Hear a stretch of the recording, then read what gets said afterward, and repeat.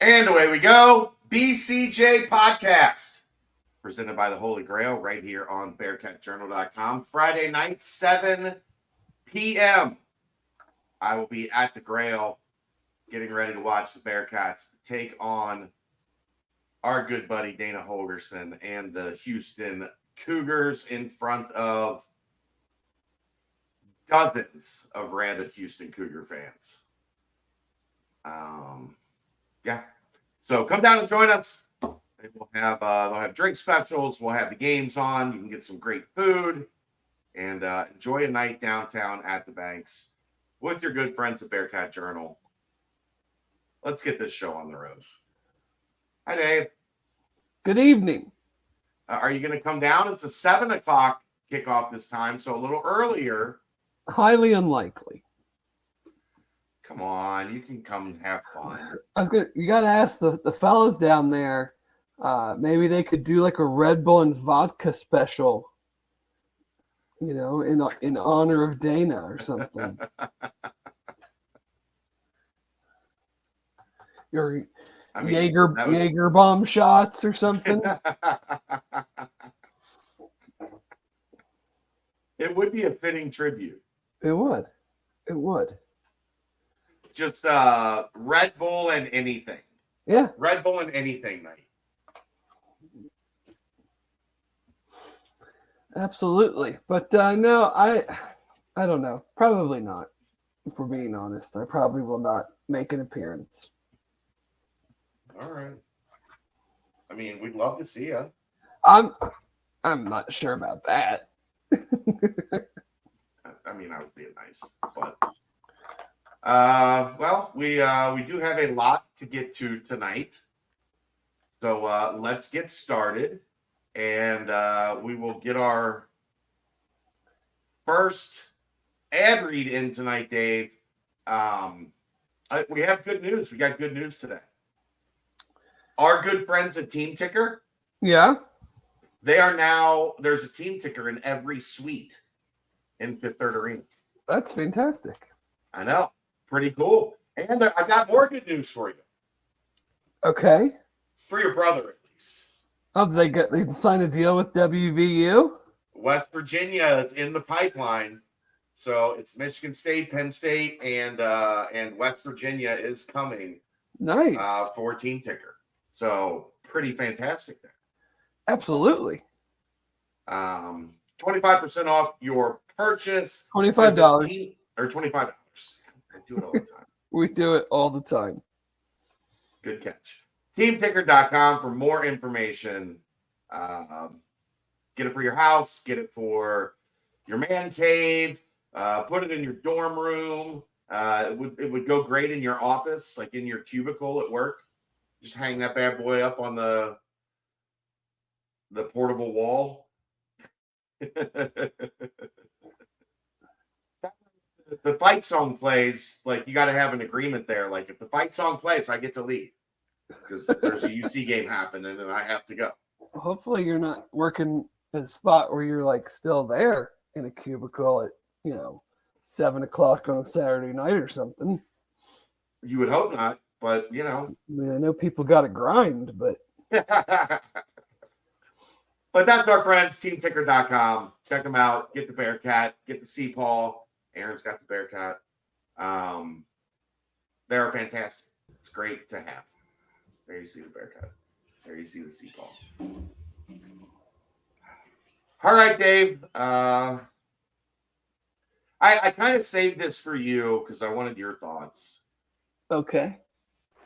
Saturday for me kind of just put everything in perspective.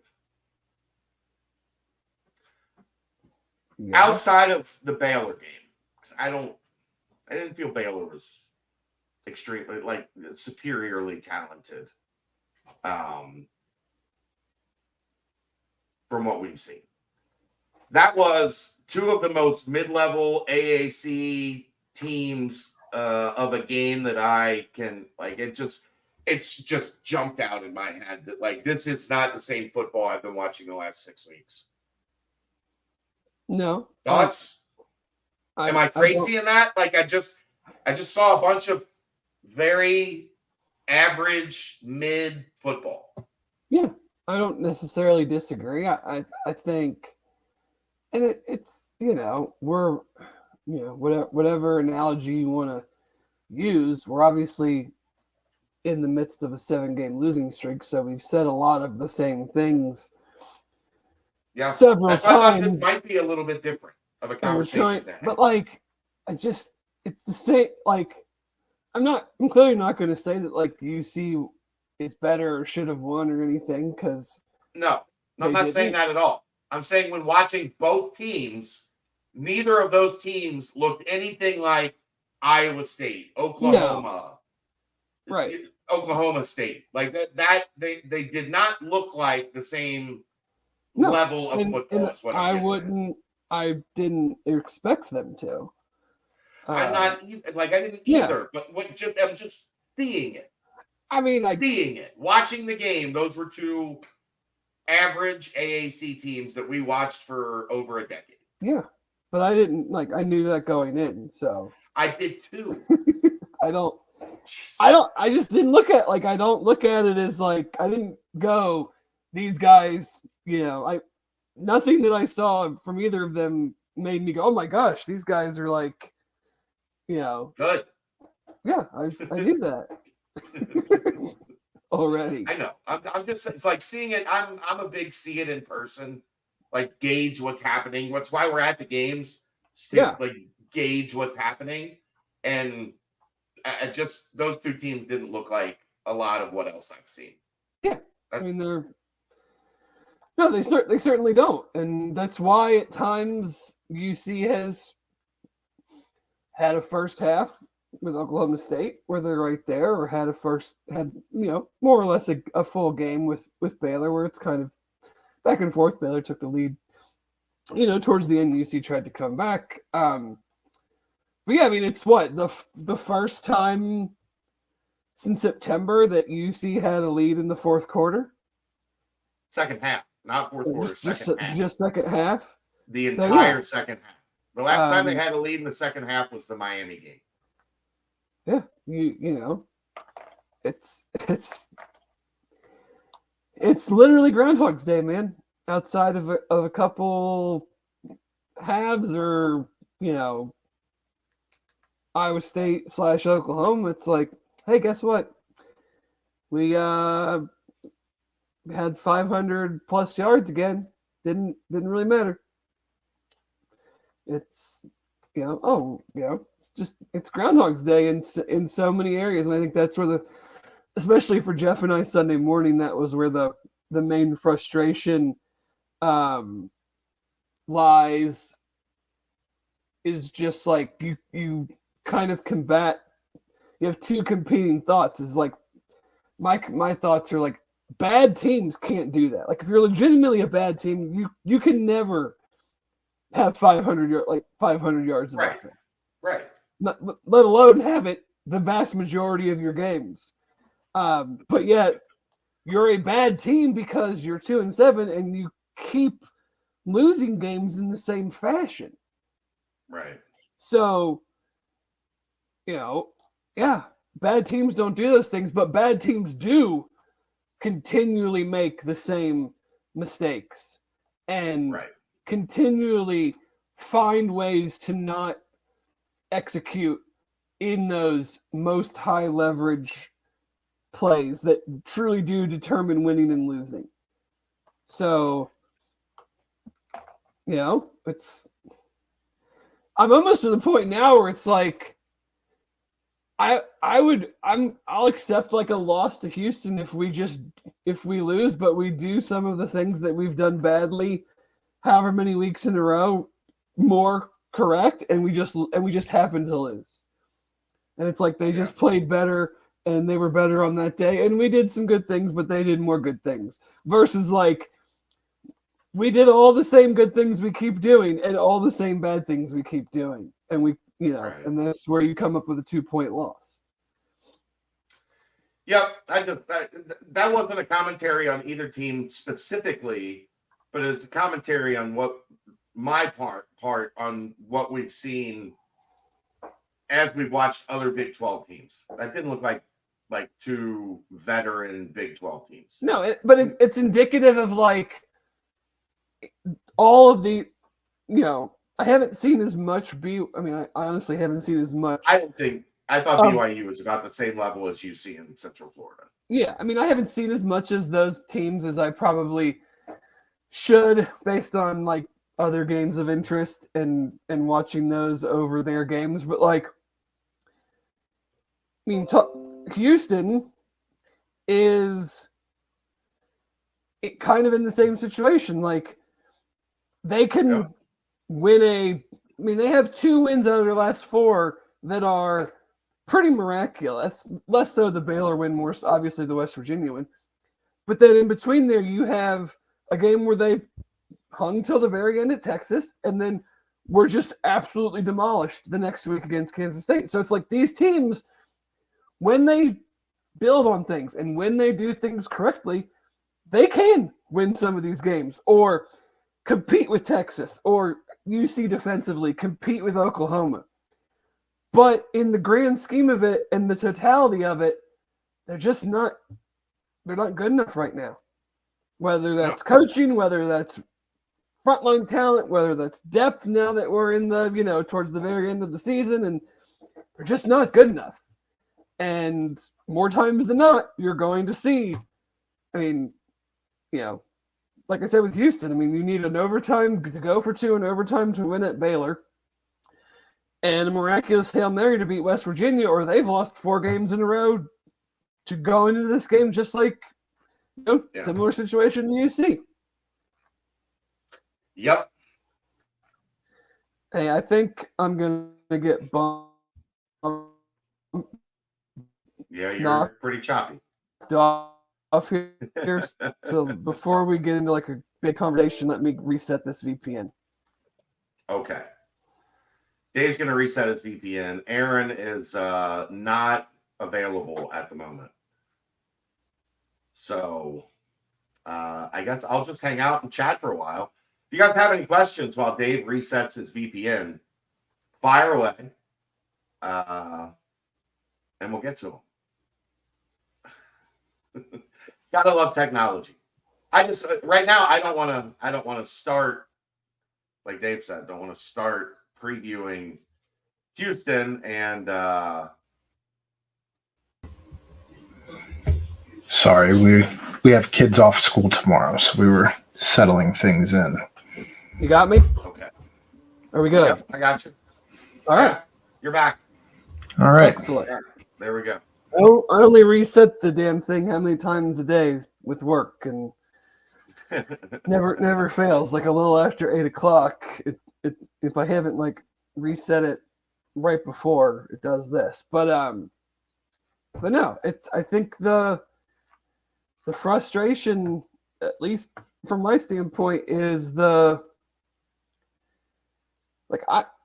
you're 2-10 and it's just blatantly obvious that you were, could be one reason, could be 10 reasons, that you just weren't set up for this transition in this year. Like, I think we'd all be frustrated, but we could understand that more. I think the frustration comes from the fact of, like, you see things that are good, but then you still... Not enough. Right, not enough, and you still see the same things happening over and over again. Because those are the things that they're bad at. Yeah, you have a 2-point loss to UCF, a 3, what Baylor was, 3? Yeah. So you're right in the game with Oklahoma State at halftime. I think that's where the problem is. If we just were like, man, this year, oh buddy, the Big 12 is loaded and we're making this jump, and it's and we had the transition and all that stuff. Like, so your problem is that they're close to ready. Yeah. And not like you would feel better about it if they were. I wouldn't feel better, but it would be easier it'd be right. It'd be easier to discuss. It'd be easier to discuss. It'd be easier to handle. You can just say, like, we're not there yet. But like I said, like, you can't just play pretty good in a lot of different areas at different times and keep coming up short. That is I think the frustrating part. It's definitely frustrating, but I think that's the understandable part of. Nobody's saying this is an awful roster. They're saying it's a roster that is good in some spots. It's really good in a spot or two, and then really bad in a couple spots. And that's a team that's not ready to make that leap from where they were in the American to where they are in the Big 12, which it is frustrating because you don't feel like they should be winless in the league and on a 7-game losing streak based on a lot of the way that they've played in more than a couple of the games. But you weren't good enough to get over the hump in any of those games. Like they're just not all like there's not enough depth. There's not enough high end talent. And I think I've told this story before, Dave, but I was talking to someone last year as they got towards like the back 2 or 3 games of the season about a lot of those up and down games and like what was happening, why the offense was backsliding.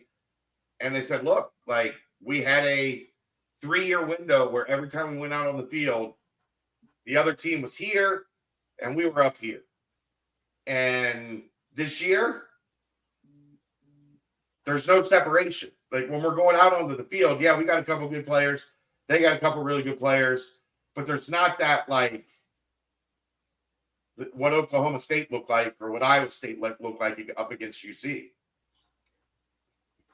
Yeah, when you are playing just a across the board better level of competition week in and week out. You know, I haven't looked at the rankings of some of the analytical sites and whatnot, but like, you know, for a good while, almost the entire league was in the top 50. I'm sure that of whatever you wanted to look at. I'm sure that's not the case now.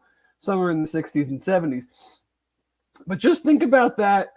So when that's the case, and you have a couple areas that are just not playing well at all, it is so much easier for teams to exploit those areas. Right. When you're in the AAC or the MAC or whatever the conference is, you could have those same issues, but those teams just aren't able to exploit it.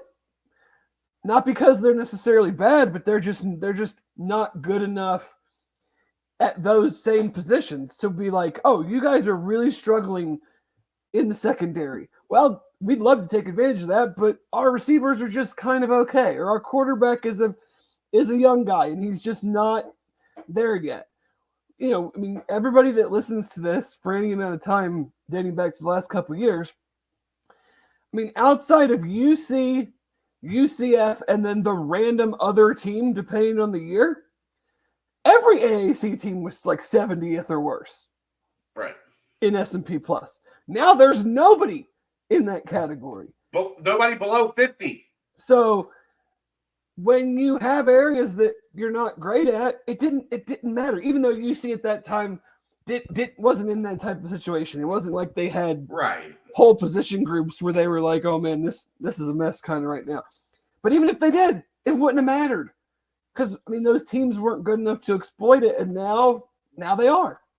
And so having 1 or 2 spots where you don't feel great about, the other team can just go, yeah, we love to do this, but man, they are really bad at that. So we're just going to do that. Because it's what cracked me up in the beginning of the BYU game when BYU tried to establish the run for like the first 3 series and 4 series and move the ball, like 12 yards and all the way up until that last drive. Yeah. Like establish the run against this defense. Like you probably should fire a coach on the spot. It doesn't have to be the offensive coordinator, but somebody on that offensive staff that said, we're going to go into the Cincinnati game and establish the run and not test their pass defense. The assistant running back coach has got to go. Yeah. Get like,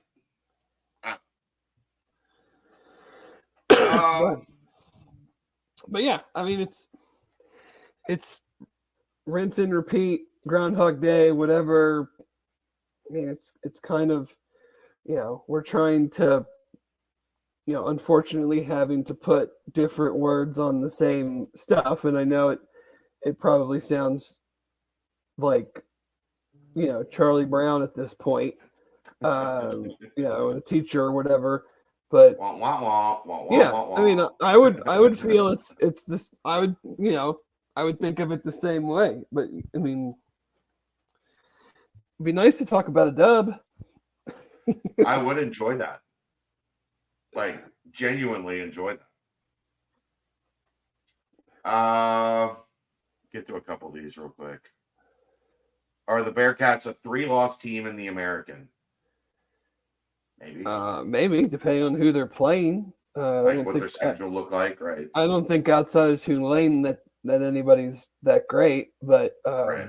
but it just depends. Dave, what do you make of team meetings where players and coaches air their grievances and try and come to some sort of common understanding? Will it be beneficial if they win?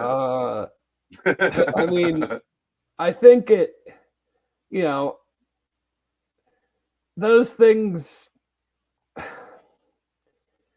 I don't know. I mean, they're cliche to some extent, but we're not in the meeting, so I don't know. It's hard to say how valuable a meeting is if I'm not actually in the meeting. I don't know what the content of the discussion is. I can't really. I don't know who won. If there was an argument, I don't know who won. I can't really weigh in on the validity of it. I mean, I think Coach Satterfield has mentioned this a little bit. Like, there's a lot of dudes that, even in this losing streak, that are playing their butts off and they care a lot. And if that wasn't the case, you probably wouldn't have these types of situations. Because one, the players would be like, yeah, I'm not really interested. And B, the coaches would already be thinking about, like, how are we turning over this roster? And we're not going to waste our breath on some come to Jesus kumbaya meeting with three games left when we know what's going to happen. So, but like I said, at the same time, like, I don't know. It's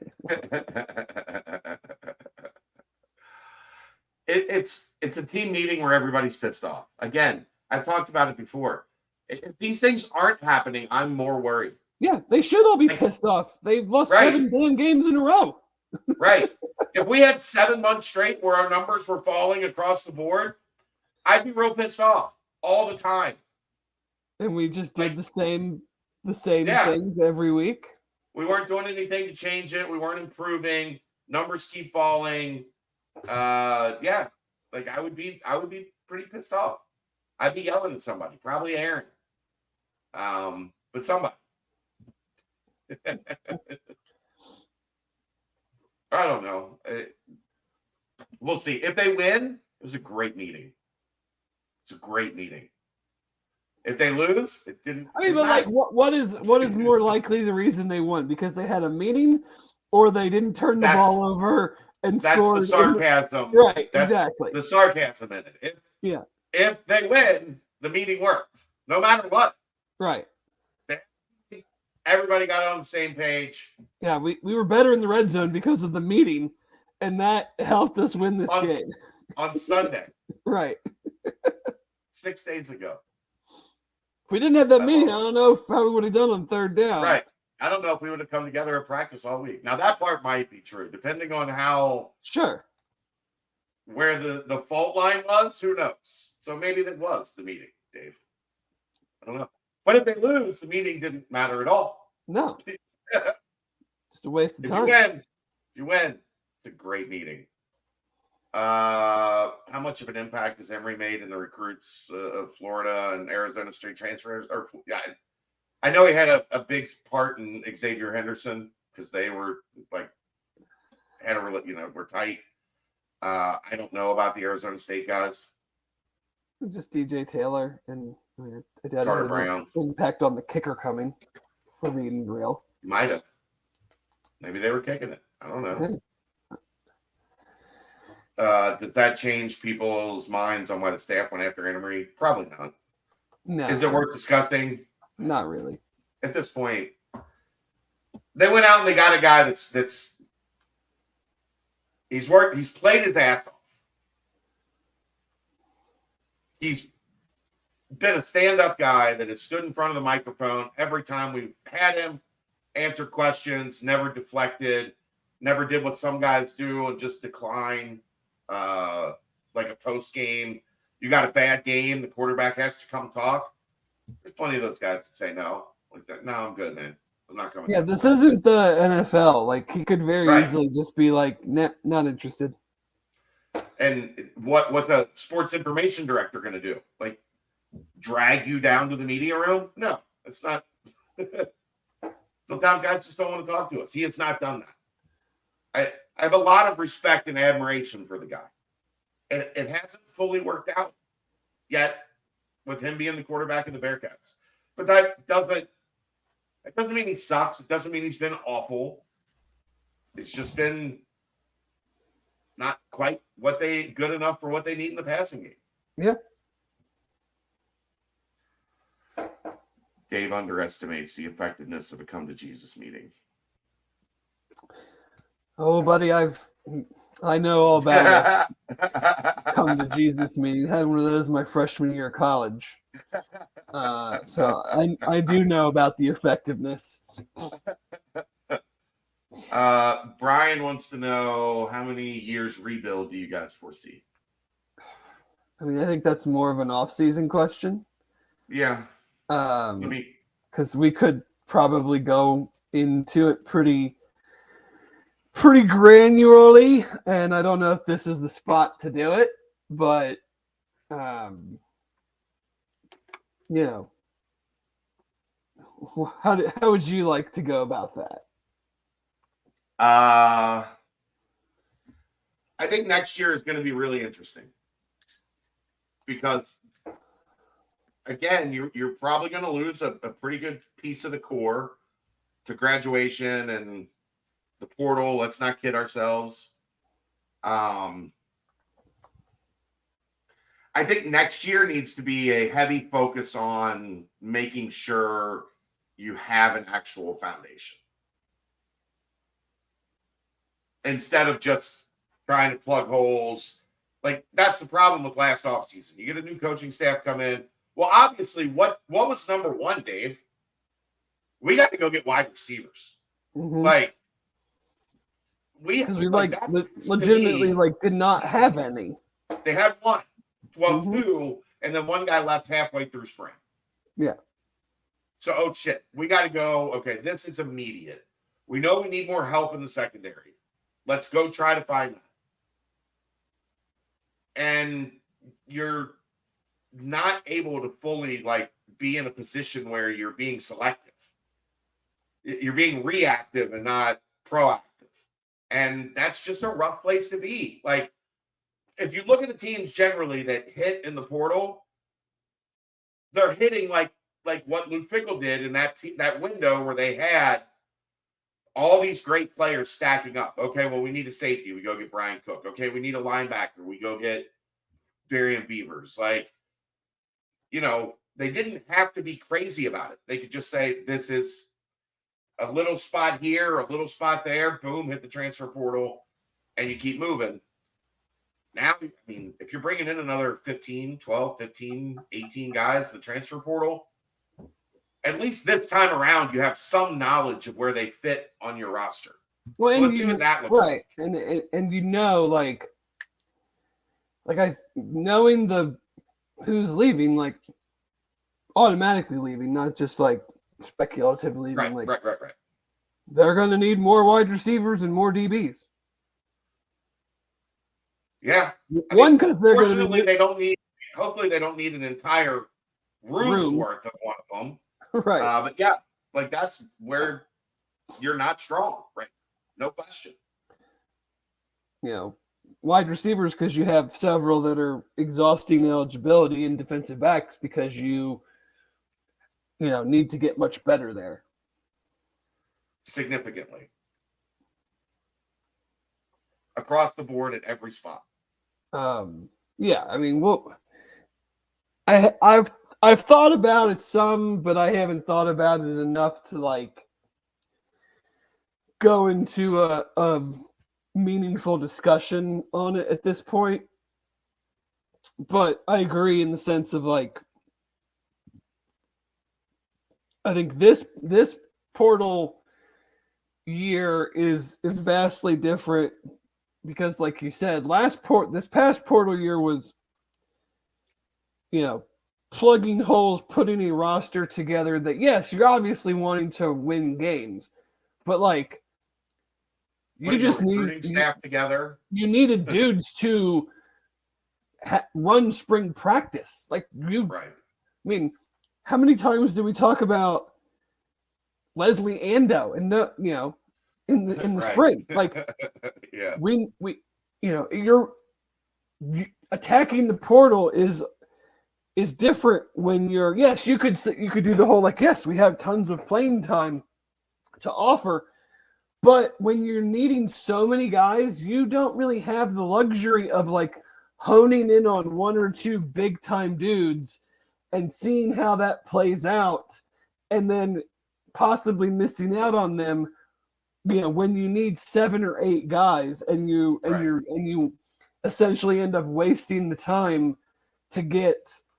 fill out a roster. I think it's going to be different. I'm hoping it's going to be different. I'm hoping it's more, now that they have a better understanding of what is likely to return, what, even though it was smaller, like what from the freshman class could possibly be looked at as a 2-deep contributor next year.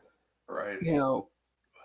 You have the much larger incoming freshman class that will need to hit, but will probably be 2025, 2026. But that is where you need to build if this staff is going to be successful, and it's going to be built on the backbone and the depth of that class, this 2024 class. Because we've talked about it, you and I have, about how the 2021 and 2022 classes to date have not panned out. Yeah, and you could definitely make an argument that like the 2018 class, not the half class that Vic got, but the Malik and Josh and those guys, like that was absolutely the foundation for everything. Yes. From the top of that class to the bottom of that class, there were guys that contributed for a long time. Right. So I ask you a question then, Dave. What's that? Do you go Mark D'Antonio, 2005? When they were the 3rd youngest defense in the country and one of the top 10 youngest teams in the country? Yeah. And they just turned it over to the true freshmen. Are you and saying just said, like next year? Yeah. Take your licks. Let them learn. Probably not. Okay. Probably not. I mean, it paid off for D'Antonio. It kind of paid off for Pickle playing all those young guys really early. The sport is vastly different, especially from D'Antonio. Not as much from Pickle, but I mean, if you did that, it's what Iowa State kind of did this year, and it's worked.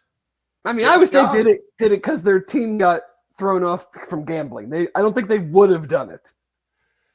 Sure, but they had to, and they did, and it's worked out pretty well. But they still have dudes that are in the secondary that are going to be drafted in the first round and the second round, and like, oh yeah, that helps. I mean, I look at it as like, okay, if you're gonna do that, and let's say they win one more game this year and they go 3-9. What is your realistic expectation if you do that next year? And then if you do that, you are going into 2025 like absolutely needing to take not just like a, hey, we made a bowl, like a, hey, we're kind of like in the thick of it with the Big 12 championship in November. But I will just say, Dave, the two greatest stretches in UC football history were on the backs of guys that by the time they were seniors had been playing substantially since they were freshmen. Yeah, but if you do that, and that the staff will not be there to see that through, unless something big happens. I mean, I'm just throwing it out there. I'm just saying that would be a bridge too far for me if I was them. What if it worked? And all of a sudden you go into 2025 with a bunch of dudes you feel really comfortable with. I mean, yes, if you knew it was going to work, then yeah, I would do it. Okay, great. but Ryan, I don't know. We've given our thoughts on quarterback. At what point I thought we should have seen more of him 2 weeks ago. Last week I understand. Emory was playing well, so I don't know why you mix it up in a game you had a chance to win. I don't know. I wouldn't. Yeah, I mean, I wouldn't be surprised at anything on Saturday. Honestly, I don't know. Scott said in the press conference that they are absolutely trying to win these last 3 games, and I absolutely agree. And then he said last night at the coaches show that to expect Brady to get more opportunities this week. What that means, I don't know. I think you can do both things. That's why I've said I would be for him. That's why I was for him starting, but with all the starters, not just hey, we're turning the whole thing over. I don't right. So, maybe he sees a couple more series. Maybe, it's dependent on everything you say on Tuesday and Tuesday night is all well and good until you get into a game and you're not going to do or not do something in a game because you said something 4 days earlier. The game and the game flow is going to dictate how those things are handled. I think it would be absolutely asinine to be well, I said he was going to play this many series and I know we were winning, or I know that Emory was playing great, but I said it on Tuesday, so I got to stick to what I said. Let's get to Houston. What do you got? Let's get this over with. Let's talk some basketball here soon. Let's see. So, like I said, they've had kind of a little bit of everything the last 4 weeks. The crazy Hail Mary win against West Virginia, the close loss where they probably got screwed on a call that didn't decide the game. But, I mean, if they'd have gotten the first down there instead of being ruled short, they would have at least had one more opportunity to score a touchdown and tie the game, or potentially win it if Dana really, let his nuts hang and went for 2 there to win the game. Followed that up with a 41-0 loss at Kansas State, and then won last week at what is a pretty bad Baylor team by 1 in overtime, where they did go for 2 in the win on the road. So, that's the fine line of it. They've won 2 of these games that UC has lost. Yep. And they're, 4-5 on the year, I think, and 2 and whatever in conference, and UC's 2-7. So, and they've got a quarterback that can. He's playing well. Donovan Smith is playing well. 9 touchdown passes in his last 4 games. Over 70% completion in 3 of his last 4. He's a big dude, 6'5", 240. He's got some running ability. He's rushed for 250 yards and 5 touchdowns on the year. He has the most rushes of anybody on the team. But they are a pack. They ain't trying to run the ball. No, they're not trying to run the ball. Parker Jenkins is their leading rusher with only 74 carries for 350 yards and 3 touchdowns. And he hasn't broke 30 yards in 3 of the last 4 games. So he's they might not run a play No. Like they might not hand off once. I mean, in Donovan this game. Smith run or Donovan Smith pass. Right. Yeah, I They mean, might when you're not hand off to a back once. when your leading rusher hasn't gone over 30 yards in 3 of the last 4 games, like I'm not really counting you as a running threat.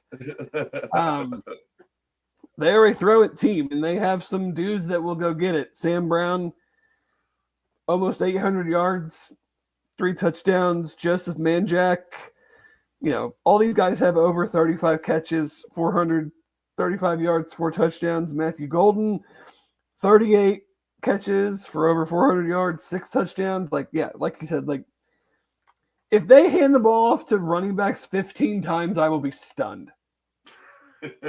10. I'll take 10.5 and I'll take the under. Like I wouldn't, Dana's nuts. He'll be like, we're just gonna throw it. Like we're not even gonna. Why try to run at that defensive front? Which hasn't been as good, but they are not good running the ball. So, Right. it would, I definitely think that this is let's hope that maybe some Kalen Carroll can build off of. I thought he had a fairly solid game. UCF did not. I mean, they had the 2 passes that jump out to me. On the one in their own end where I wasn't really sure why we were blitzing a corner in that situation that they ended up getting 35 on. And then just one over the top, like 40-yarder, which, I mean, that's not like a surprise. I mean, but they didn't, it wasn't like, at least one. It wasn't like they were just dropping back and chucking it all over the place and guys were running wide open and like we had seen in some other situations. So they are 13th in red zone offense and in the conference. So, they're about middle of the pack in touchdown percentage, but nothing great. I mean, they're still only averaging right around the same as UC. It's like just a shade over 25 points a game. So the offense is playing better recently, but like they needed overtime to score 25 at Baylor. They didn't score against Kansas State. They scored 24 against Texas. And then I think they were in the 30s against the low 30s against West Virginia, but 7 of that or 6 of that came on the last play of the game. Yeah. So they've been in the 20-point, mid-20s just like UC has. So, Donovan Smith certainly, though, is playing good football. Like, that needs to be said. And they have 3 very skilled, very legitimate receivers. Does Randy Lochtenfeld really think we can't see his disguise? Is that Brady Lichtenberg? Brady, you're gonna have to do a better job coming up with an alias. I mean, we already have a Dan Simon. Like, come on.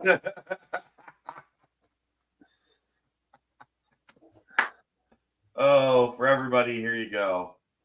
Play Lichtenberg, play Joe Gosh, play the walk-ons. But I mean, Randy Lochtenfeld and Brady Lichtenberg, it's a little too obvious. You're not tricking us, Randy. If that really is your name. Yeah. Says I have nothing to hide. I like it. Defensively, I mean, I think they have two guys especially that are playing pretty good. Nelson, I don't know if it's Cesar or Caesar, defensive end, has 8 sacks, so that's certainly that's a big dude too, right? A concern. Malik Fleming, ECU transfer, so our fans are somewhat familiar. He's got 3 interceptions. No, they're not. I mean, I know who he is. But, and then Isaiah Hamilton has 3 interceptions. But I mean, they're last in the conference in third down defense. They're last in passer rating allowed, which the last time we played the team that was last in passer rating allowed, we completed 2 passes in the first half. So I'm not sure if that's a good omen or not. Right. And then they're 13th in tackles for loss. So even though this guy's got 8 sacks, and I think another one of their defensive linemen has 4. They're not making a ton of plays in the backfield, which would lend me to think that they're not getting a lot of negative plays in the run game. And they're not a huge sack team. Like I think they have 18 or 19, and these guys have 12 of that number. So they have given up a punt and kickoff return for a touchdown. So I don't know. They've also got like 3 of their own, don't they? I don't know. I don't know. Not that was in the recent years with I don't think they have any this year. I think they do. I think Sat said something about it. I looked it up. I did not see them with any. Okay. I could be wrong, but I mean, I'm fully anticipating us running the ball well because that's what we essentially do for the most part. I mean, and especially right now, like we are finally breaking those 20 plus, 30 plus yard runs.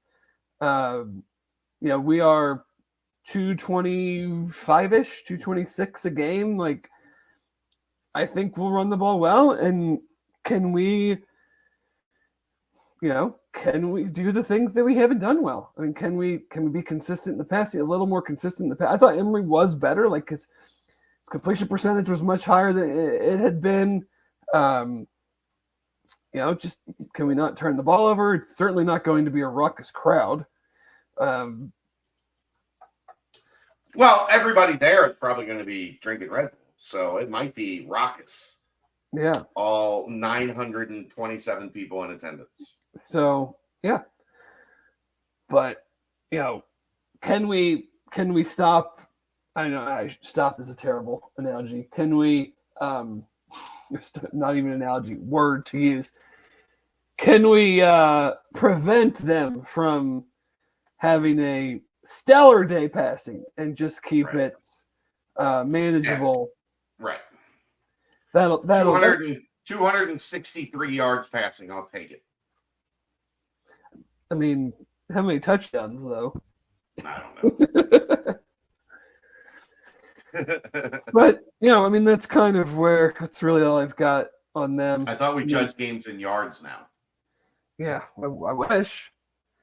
I am tracking something because we in the preseason we made a pretty we referenced it a lot, the old 200 club, and I'm tracking it with 3 games to go. I will tell you that there are not many teams that are part of the 200 club this year, and the Bearcats and the Golden Knights of Central Florida are the only 2 with losing records that are in the 200 club. Yeah. Deeper seated issues. So, and I'm pretty sure UC's gonna to finish the season there because obviously I shouldn't say obviously, but they're at like 225 rushing and 226 passing. So it's gonna take some pretty low numbers in one or multiples of these last 3 games to keep them from averaging plus in both of those. Right.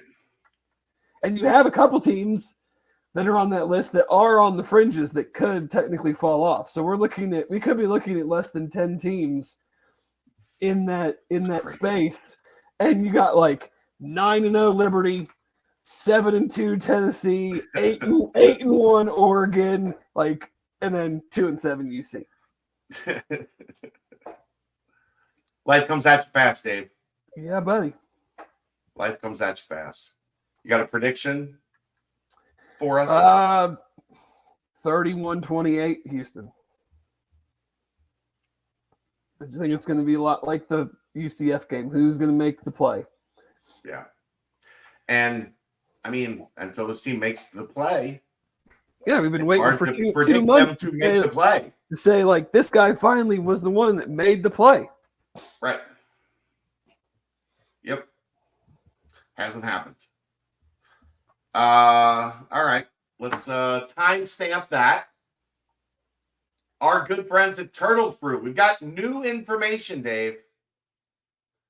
Turtles Brew is now expanding all across Ohio with over 100 locations, including now in Cleveland. So go to turtlesbrew.com and you can find out where Turtles Brew is being sold near you. And also, Dave, we've got an updated bottle. The milk jug is gone, my friend. Look at those. That is pretty. I mean, that's big time. Big time from our friends at Turtles Brew. I got to be honest, I'm partial to the milk jug. Because you want a handle to carry it around. That's how you get your sweet tea, right? Yeah. Oh, yeah. You take the team ticker thing. Well, I mean, it's how that's how bottles like there are bottles of tea that look like that. Just saying, if you get your sweet Like the tea, gold leaf. it's Yeah. in a jug. Like you just want the handle. That's what you want. What makes it easier to get into my gullet? Yeah, I need a handle on all my liquor. It's personal preference. Yeah, so that be on the lookout for the new Turtles Brew bottles at a distributor near you. And I mean, you guys know the deal on Turtles Brew by now. Dave loves it. It's one of his favorite things. 0 sugar, 0 carbs. It's gluten-free. Bourbon-infused sweet tea. They have lemonade tea, cherry lime, raspberry peach, orange vanilla, strawberry mint.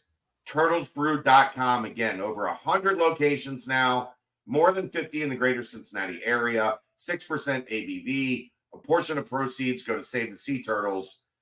This is in Cincinnati, Toledo, Cleveland, and Central Ohio. 100 locations. Get you some Turtles Brew. All right, Dave, you want to talk a little basketball? Sure. Opening night for the Bearcats on Monday. I actually watched the majority of the game. I know you were tweeting along. You were doing your homework. I was very impressed. Watched some of the second half. So give me your thoughts, Dave. We've had a couple shows now to give ours. What were your initial thoughts from opening night? My first initial thought was loved that 3 of the 5 starters wore headbands. I would like to see more headbands. I think Jizzle and Dan and even John Newman would look great in a headband. What did you say? Somebody needed an arm sleeve? Yep, CJ needs an arm sleeve. And then we'd be right back to like early 2000s Bearcats. Vic did lose the headband before the end of the game. Also a good move. Not sure he's the one I want wearing the headband. But yeah, I'm big on the throwing it back to some headbands and arm sleeves. But in a more serious on the court manner, I enjoyed watching Day Thomas play basketball. And I thought for his first game and for what you had told us, and I thought he did a lot of fun things and played with good pace and attacked when there was room to attack. And I made a funny joke to you on text. I don't know if I should share it, but it was very refreshing to see both him and Jizzle truly attack the rim. Yeah. Based on what we have seen in recent years. I mean, I had people tell me I was just making up excuses when I would talk about this offense lacks somebody that can just beat you off the bounce, can just say, give me a ball screen or clear and let me go. And I'm going to get to the rim. And there's not really a damn thing anybody can do about it. Even not though in that situation, just like going up to the rim and not switching to your other hand and putting your body trying to but that's to me, that's not getting to the rim. I mean, a shot at the rim. But it's not a dude that can get to the rim is a dude that gets actually to the rim, right? Not 18 inches below the rim, falling out of bounds. Yes. Excuse me, but no. Defenses don't have to fear that guy that's falling out of bounds. Yeah, I just thought I just enjoyed watching him play. I'm sure there will be games where I don't enjoy watching him play as much, but Right. one game in, we have a small sample size. CJ Frederick is as advertised as a shooter. That was nice to see. I really loved it. It happened on 2 of the threes where it was catch and shoot, but he was in motion when he caught the ball. Yeah, like when the guy's already like turning as he's catching it. Right. Not catch, shoot. Well, but what's the difference there, Dave? Now you don't have to wait for the guy to come all the way off the screen, then loop around and find his way back to the like set position at the 3-point line. Mm-hmm. You can run a guy off an elevator screen or off a baseline screen, which they did both of, and just throw him the ball as he's on the way because he's going to catch it. And when he lands, shoulder square, feet square. And they certainly didn't have a good 3-point shooting night, but there were a lot. I mean, it was good looks, and they didn't go in. So, and I'm not, I still kind of wonder, like, outside of him, who are we truly counting on to be like good from distance? So I think that Timas can really shoot it. I know he had a terrible night, but he shot it at a really high clip at Butler. On a lot of volume in a major league. He can shoot the ball. I guess on the other end of things, and I know Wes talked after the game about being happy with how they defended the 3. I think UIC was 2 for 16. He had some concerns about, he mentioned a couple guys' names that, they felt were very good shooters. All that withstanding, especially the first half, like, was just a parade to the basket defensively. Like, that was frustrating to me. I know you're trying. I mean, even if you're trying to keep them from shooting threes, like, come on. I have another thing that crossed my mind that I want to ask next time I get a chance to. I wonder how much these new, especially Wes, had a defensive system that was very alert to the opportunity to step in and take an off-ball charge. Yeah. And I saw twice guys not do what they had normally done in the system, where they slid in and took the contact, where they just know now it's going to be called a block, and there's nothing you can really do about it if you're not the on-ball defender. I'm curious if that is still impacting things where guys adjust to that. I mean, maybe, but like, I'm not saying it's the sole reason. They're not. There was no rim protection. I'm just saying something else to watch out for. What could be teams having to adjust to not having guys look for charges. Like, I would say to like. I would say defenders are trained to look for the charge. Make the refs call it. Right now, that's not a fun thing. Like, they are in the beginning of the season where they are going to call it every time now. You got to wait until like mid-December before they stop doing what they've been trained to do. Until the initiatives are out the window. Right. Yeah. No, and I'm sure that's not like a zero factor, but they would look a lot better with one of the guys sitting over on the bench. Well, yeah, but even such, it wasn't like they were only getting buckets at the rim because the help side defender was hesitant to come over and maybe pick up a blocking call. I mean, I noticed 2 or 3 times the help side defender reacted differently than I've seen them react in 2 years under Wes. Okay, I think they made 1 shot outside of the paint in the first half. So what happened on the other, like, 15?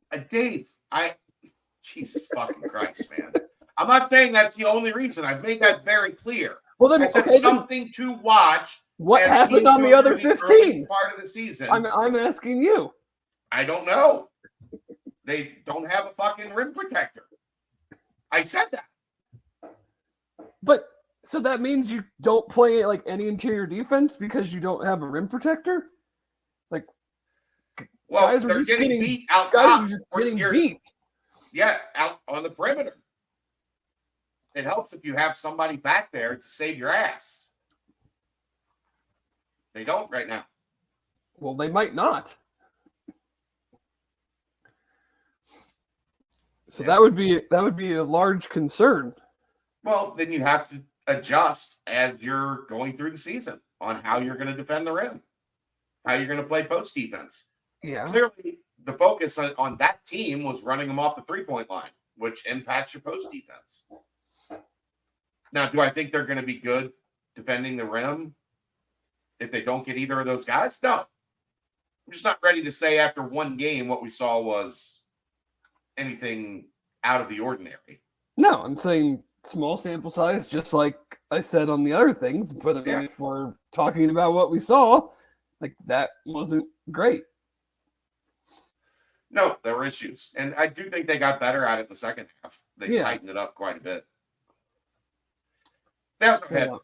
a fringe NBA dude that had a very good first 20 minutes.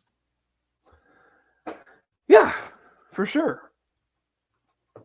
And they held him to 7 in the second half, which I thought was pretty good considering he was really all they had firepower wise. Yeah. What I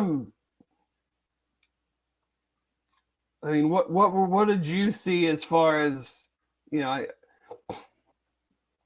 as far as kind of like your more, you know, nuanced. I mean, it seems so silly to say, you know, one freaking game, but again, it's the only data point we have. I mean, I talked about it Monday night, Dave. If you would have told me that CMOS and Vic would combine for 9 points or 11 points or whatever it was, I'd have said this was a game that got decided at like after the final media timeout. Yeah. So for me, it was really good to see like that thought that this team at its best is going to need a group of probably five guys that rotate nights, having good nights and bad nights. Mm-hmm. Because these are all guys that are going to have bad nights or off shooting nights or nights that the 3-ball doesn't fall or whatever the case may be. So you're going to need a guy like Day to step up and get you 15 on a night when CMOS can't, you know, put the ball in the basket. That part for me was really promising. Didn't like the rebounding really outside of Dan. Yeah, that's what I was going to ask you. Like, in the first half I was watching, but messing around on Twitter. And in the second half I watched a little bit and then went upstairs. And I felt like Dan seemed to attack fairly well on the offensive glass. And that was about on the it. defensive glass too. Yeah. But I mean, especially offensively, I felt like he was really the only guy that was, and I don't know if the numbers bear that out or not. I did not look. I certainly don't want to say something that is factually incorrect. But I mean, we obviously know that if Jamil and or Aziz are not ruled eligible, then that element of the team takes a pretty massive hit. But against a team that you should do, I would think, do fairly well on the backboards against what they only out-rebounded them by 3. And I think that was something that I feel like I remember hearing Wes talk about that needed to be better. I agree.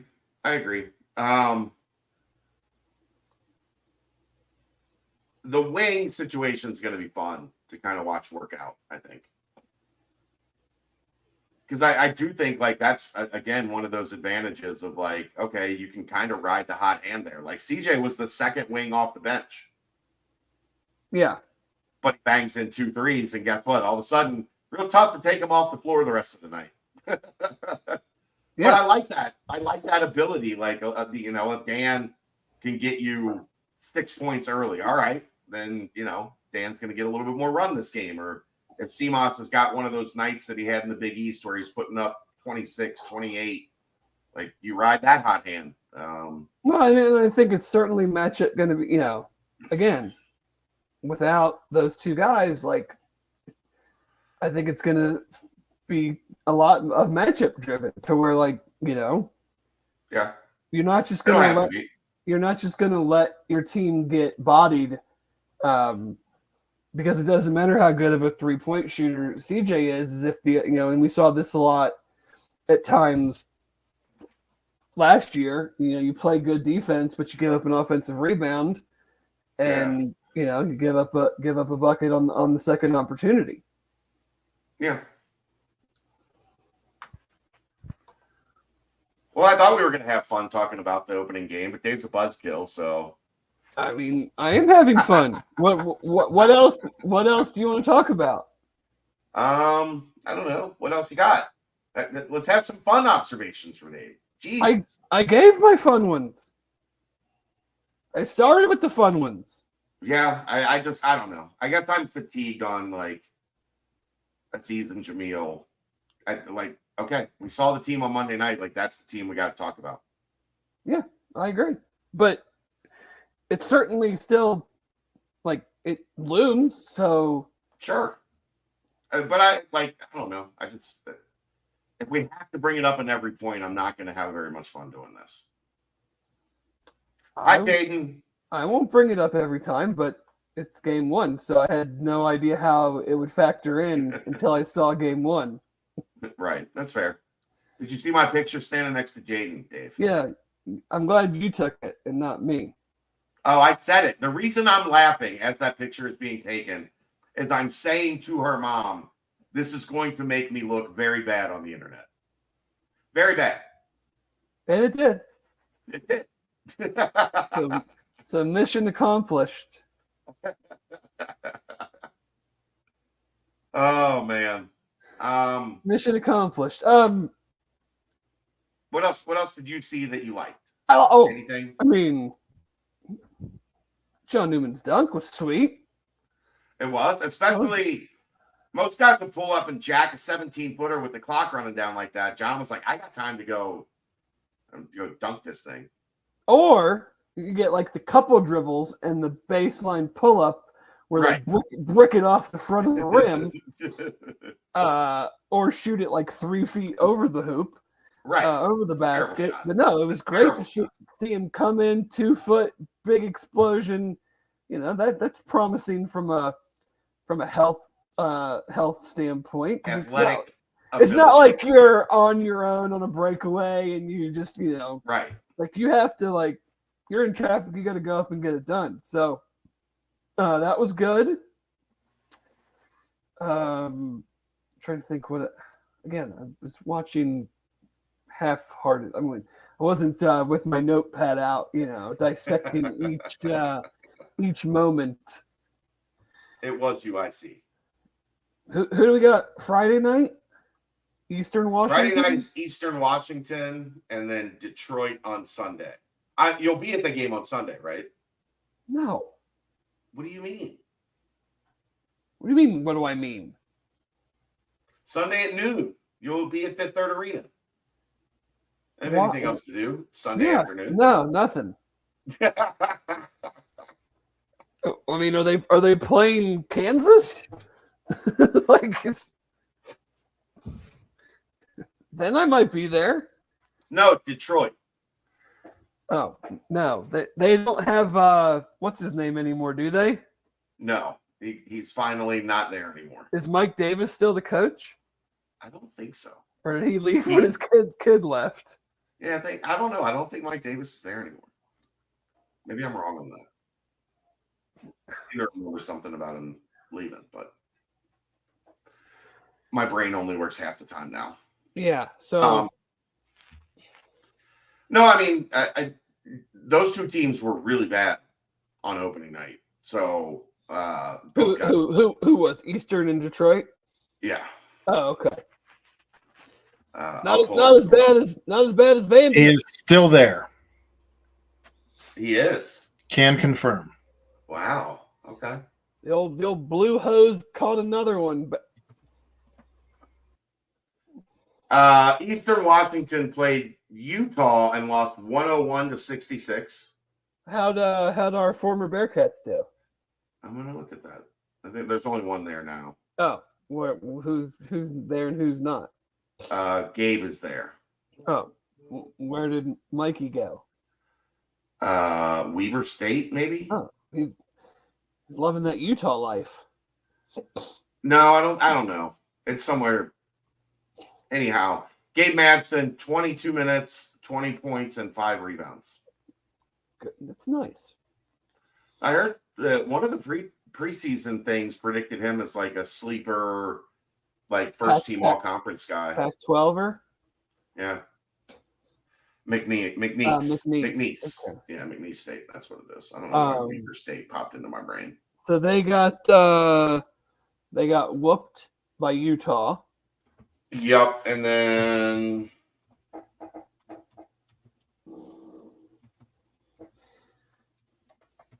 the Detroit Mercy Titans lost 94-60 at Toledo. That's not great. No, Utah at least, like, you can understand. Utah should be pretty good. You would think. That's not good for Detroit Mercy. No, that's not a good sign for Sunday. It's a good sign for the Bearcats, I guess. Signing day today. Tyler McKinley, Tyler Betsy, both signed, sealed, and delivered. So wonderful. A very good day. Top 75 prospect, a top 40 prospect. You add a lot of length and size and shooting and offensive IQ and ability. 2 guys that should be pretty versatile defenders with size at the 4, where, I mean, you're obviously not going to want to all game have them switch onto a point guard, but if you're running a switching style, which they do at times, both of these guys should be able to defend a 2 or defend a 3. In the overall scheme of the defense. So I think it, I think it makes a statement, Dave, that 2 years in a row, you've gone out and got a pair of top 100 guys. Like, all right, Cincinnati's back to recruiting at a Big 12, power conference level. Yeah. I mean, you have to be able to start stacking these types of guys. These guys that have a high floor but also have a high ceiling, and that you can develop and that you can turn into, hopefully, some level of all Big 12 players, because let's be honest, we've watched what happened in football this year. I'm not sure people realize. I mean, everybody wants to tweet about how the Big 12 is the best conference in the country. But, like, did you catch the Baylor game last night? And the dude who's a freshman that could probably be a top 5 pick in the draft right now?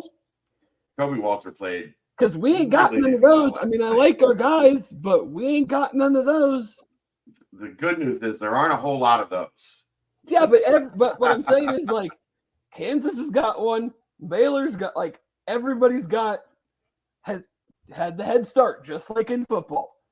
And, and we gotta play catch up, and we know it, but you can't play catch up at that level if you don't start with a Jizzle James and a Rayvon Griffin, and then add the Tylers, and then, hopefully add maybe a Travis Pitt. Like, you have to just accumulate a bunch of those type of guys, and then hopefully then it works out from there. Get to the point where then you can start attracting the mega transfer, or the guy, I don't even know his name, but the Baylor guy you just mentioned, like Jacoby Walter, yeah. Right. Like, then you have, like, a bunch of really, really good players, but then you can be like, now we need, like, and I hate to bring it up after the other night, Isaiah Collier.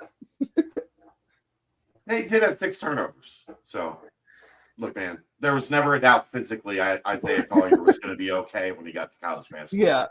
That he looked like a college freshman. He did not. No. So, I mean, the dudes from, who the hell did they play? Kansas State. I didn't even see his name, but I saw his stats. They played Kansas State, and he had dudes just bouncing off of him as he drove to the rim. So, like, that's, maybe in 2 years when you've got all these guys now that'll be sophomores and juniors and upper tier Big 12 guys, then a guy like that is like, yes, I want to be around all those dudes because we're going to threaten to win the best conference in basketball and we're going to go to the Sweet 16, and hopefully further. So, yeah, I mean, it's a big day, and it could get better within the next week, but and then you got to put it together on the court this year and attract guys to keep coming. Yep. The signing day number 2 that they have been associated with the Big 12, and both of them have had a couple major hits. And I like that plan more than the go get 1 4-star and then 3 stars and lower to round out a class. Even though that worked, I'd like to try this way. Mm-hmm. You're threading a lot different needle when you do it this way. And I think, and I don't know if it's apples to apples, but I don't even know if we can necessarily avoid it in the transfer portal era. But I don't, in basketball, yes, you obviously want to get the Hunter Dickinson transfer or even the Jameel Reynolds and Aziz Bendago transfer. But, how many times are you going to bring a guy up a level or even across a level and they're going to truly make an impact on your team in basketball? Right. I feel like, and I don't know how many times you see it in football, you just have so many more guys moving but just so many more guys. Right, that's what I mean. So you don't know, maybe you don't notice as many of the ones that are hitting, and the ones that aren't are more noticeable because there's just so many more guys. But I just don't want to get into this cycle where we oh yeah, this guy averaged 15 a game at blah blah blah school, and we're like, yeah, but that probably doesn't really mean anything in the Big 12. It might have meant something in the AAC, but I mean, realistically, what is he really going to do night in and night out in the Big 12? You better be going and getting a dude. Right. So that's why I'm get these dudes that are in high school and supplement with hopefully 1 or 2 transfers, not 3 high school kids and 4 transfers. Hopefully we can not be in that situation as much. Again, I don't know if that's doable because when guys aren't getting minutes, they leave, so it opens up spots so until I see different, I kind of just believe now there's going to be at least 5 every year. Mm-hmm. Right. I mean, it's hard not to look at it that way. Yeah. There's going to be 8 guys that are happy and 5 guys that aren't. And a couple of those guys will move up because guys graduated and transferred, and then they'll be happy. But a couple of guys are going to be left back down here, and the guys that are back down here and the guys that graduate, I think that number is on average going to go it used to be 3. There's 3 in a recruiting class. You're that was pretty good size class. I think they have a good, I hate to use the term, but culture. So all that's left to necessarily, and it still might not keep it from happening, but if you just can start winning winning a good amount of games, I don't think guys will do that as much at this level, at the Big 12 level, night in, night out, competing, winning. Yes, of course, somebody that comes in as a highly touted recruit that has either not developed or is just pinched on minutes or something might still leave, even if you're winning a bunch of. I mean, hell, Houston had their backcourt. I mean, they've gone to the Final Four the last few years, and their backcourt's still, leaving every year. So I'm not saying that UC will be some outlier in that sense, but you hope that maybe that keeps that from being a yearly thing, and maybe it's more of an every other or every couple year thing. Yeah. I don't know, but Travis Perry, we'll see. Sunday, is that right? Find out Sunday, yeah. I just from talking around, I don't get weather's good this weekend. Do you think Saturday, Wes is going to get a quick 9 in with him. No, probably not, because it's a dead period, and Oh, he's not okay. allowed to see it right now. What if they just happened to show? What if they were both singles, just happened to show up at the golf course at the same time and was like, "Oh, guess we have to play together." That would still be frowned upon by the NCAA. Oh, okay. Well, I think they got a lot of other things they're worried about right now. Yeah. But I think they also, like, if Wes Miller sneezes wrong right now, they're going to be taking note of it. Probably that is also true. We'll find out Sunday. It doesn't feel like after the Bama visit this weekend that Bama feels like they have any traction. Bama writers are putting in predictions for Cincinnati. Like, I just, if that visit made a difference, I think we'd be hearing a much different tone out of it. Right. I still think this comes down to Ole Miss and Cincinnati. Gun to my head, I'd give a slight lead to Cincinnati, but I know Ole Miss is being very aggressive in this recruitment. So, got to hold them off. Like, that's, that's how it works. I mean, that's how it's going to be that's the way you would want it to be with every single recruit moving forward. Right. We're down 2, and the team that feels like it's behind is not going to give up. I don't need to see like any more of like, oh yeah, we got this one locked up because it's us and these other, I'm fine with that. Like, that's the way it needs to be. Yeah, I agree. So we'll see. It'll be an interesting weekend for sure, and a very busy one. Friday night at 7 basketball, Saturday night at 7 football, and then noon Sunday basketball. Can't wait, Dave. Can't wait. That's why we got the bigger crew now. Right. But I'll still be at all of them. Oh, well, yeah. I wouldn't expect you not to be, but what else am I going to do? Exactly. Anything else you want to get to? Let's timestamp that. Yeah. We'll give them a multiple timestamp show. Turtles Brew, 0 sugar, 0 carbs, gluten-free, bourbon-infused sweet tea. They have strawberry lemonade, cherry lime, raspberry peach, orange vanilla. There's now 100 locations in Ohio, more than 50 in Cincinnati. TurtlesBrew.com for more information and to find those locations. And, look, Turtles Brew has gone big time. They've changed the look. No longer in the Aaron favorite half gallon that he could carry around with him, but now in the more sleek and svelte containers for Turtles Brew. So there you see the flavors, and make sure you get out and get you some today. Finally, home field. Aaron, can you pull up the bomber? Home Field Apparel. Go to homefieldapparel.com. You're going to want this bomber. Have you seen it, Dave? I have. It's excellent. I mean, that logo with the UC and the Angry Bearcat behind it. Well done. Well done. Geoff bought it. Of course you did, Geoff. Fake John Goble says you can get it on the west side at White Oak Marathon while you stock up with your Cincy Light. I mean, it's the perfect tailgate combination. Have yourself a Turtles Brew, have yourself a Cincy Light. Have yourself a Turtles Brew, have yourself a Cincy Light. Yeah, get some to bring to Morgantown next week. Yeah. I'm sure those people, they might make $1 billion in West Virginia if they ever move to West Virginia. Maybe. Turtles Brew. I think they would have to go there with the handle one.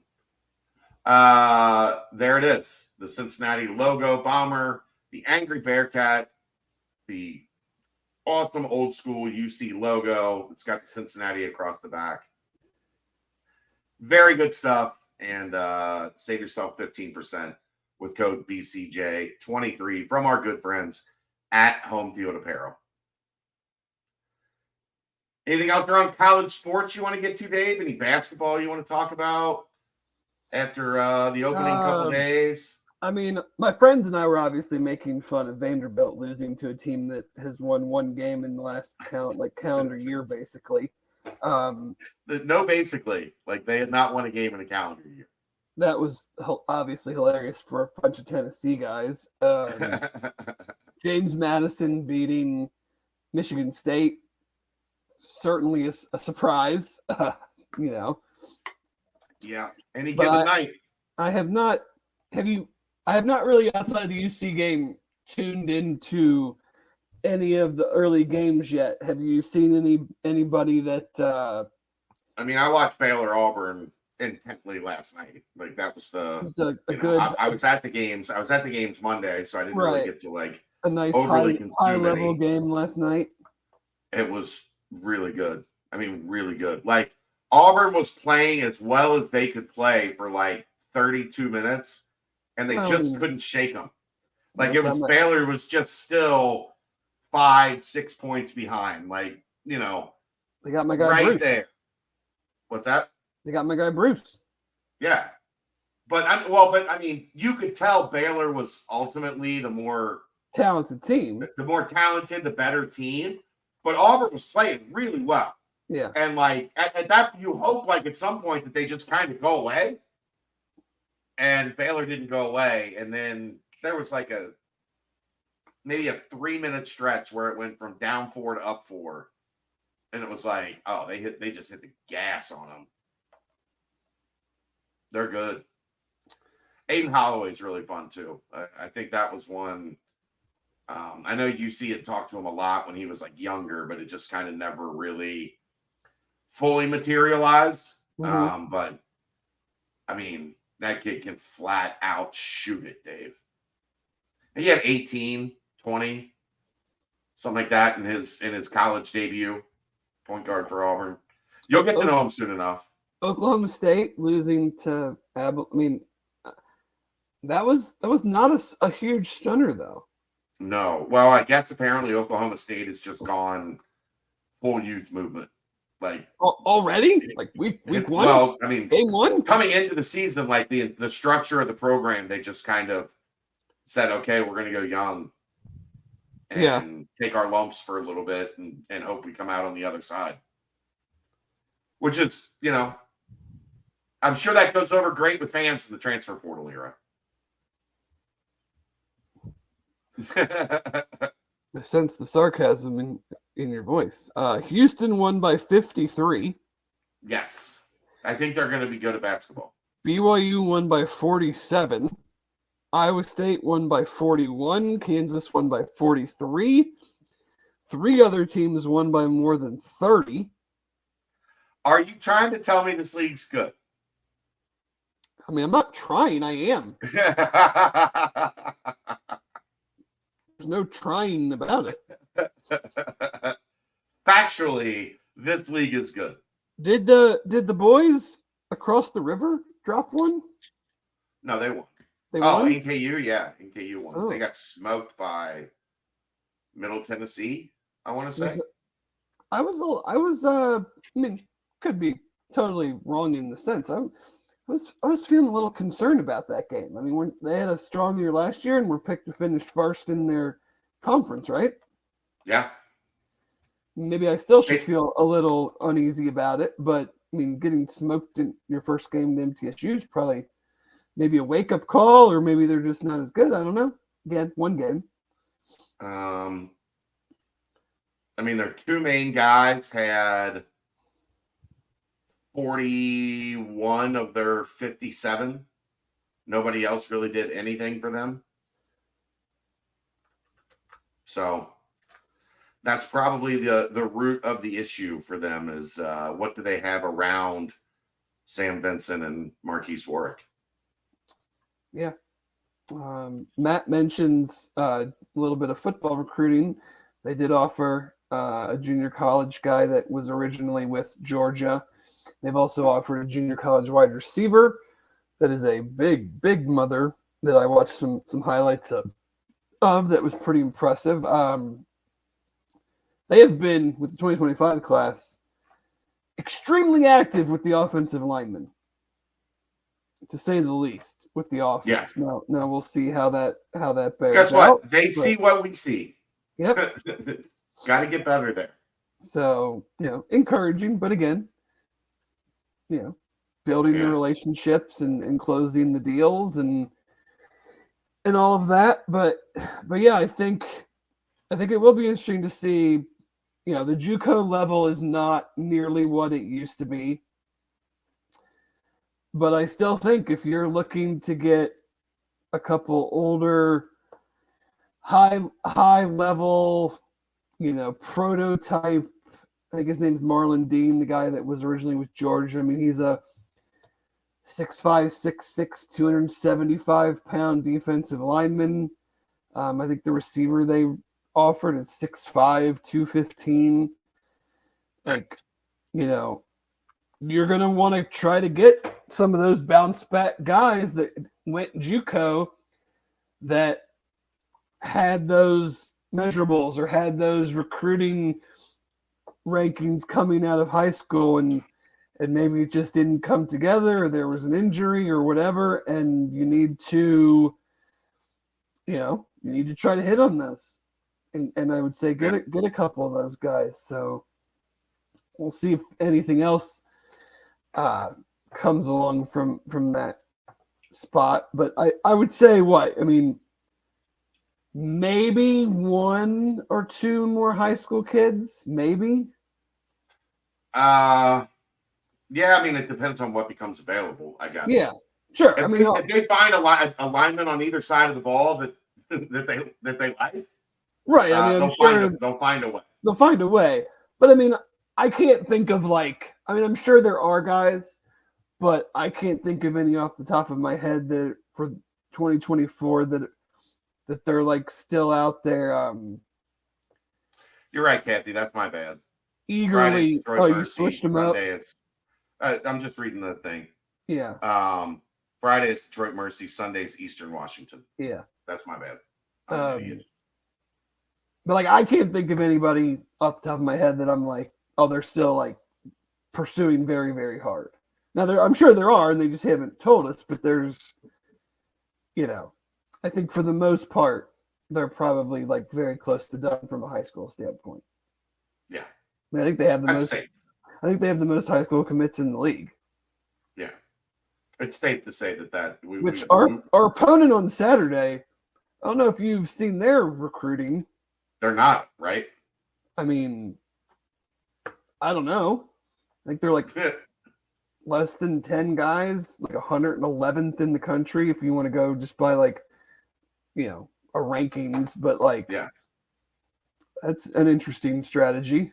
They've just decided we're going to the portal, for everything we need. I guess. Good luck. Because if that isn't their strategy, then I would be very concerned. Yeah, I don't love that strategy. We'll see how it pays off. Right. All right. I don't have a whole lot else. Do you?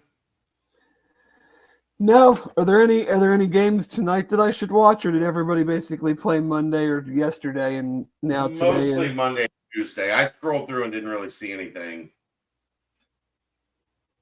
And it's already 9:30, so yeah. Alrighty. Yep, that'll wrap it up. Appreciate everybody for tuning in as always. Thanks to Team Ticker, teamticker.com, Turtles Brew, turtlesbrew.com. Exciting stuff from both of them tonight on where their businesses are going forward. Imagine that, Dave. They're getting better and expanding while being partnered with the BCJ network. It's wonderful. That could be you. Hit me up. Could be you. We'll see you next time. Thanks to the Holy Grail. As always, we'll see you down there Saturday night, 7 p.m. as the Bearcats take on the Cougars. This is the BCJ podcast right here on BearcatJournal.com.